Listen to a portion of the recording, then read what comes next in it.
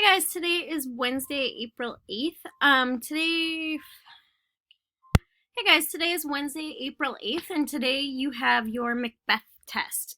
So the way that this will work is you need to go down to the Macbeth folder, and then once you get there, at the bottom, close to the bottom, there are test directions. So first click on that. It'll bring you here. The first thing that you need to do is you need to open up a Google document. You won't type on here, you need to type on a new document. You're going to turn that paragraph in on Schoology. So you need to choose one of the questions listed down here to answer.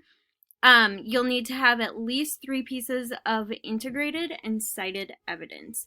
So make sure that you are doing that. If you need the cheat sheet for quote integrations, I've linked one right down here. Remember that when you're citing a play, you do the act first, then a period, then the scene, then a period, and then the lines. So pick one of these questions. The first one is Macbeth a tragic hero or a villain? The second one is, do the witches really have the power to predict the future, or is it just the power of suggestion? And the third one is, who is more at fault for the deaths in the play, Lady Macbeth or Macbeth? So pick one of those 3 to answer. You'll need to do it in formal paragraph format, which I've put down here for you. Your topic sentence should directly answer whatever question you are answering.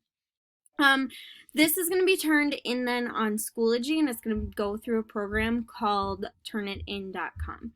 Turnitin actually goes through and looks to see if your writing is actually your own. So it'll compare it to websites, it'll also compare it to other students writing at Elk River, and it'll compare it to other students writing from other schools that also use this program. So to turn it in, you will go to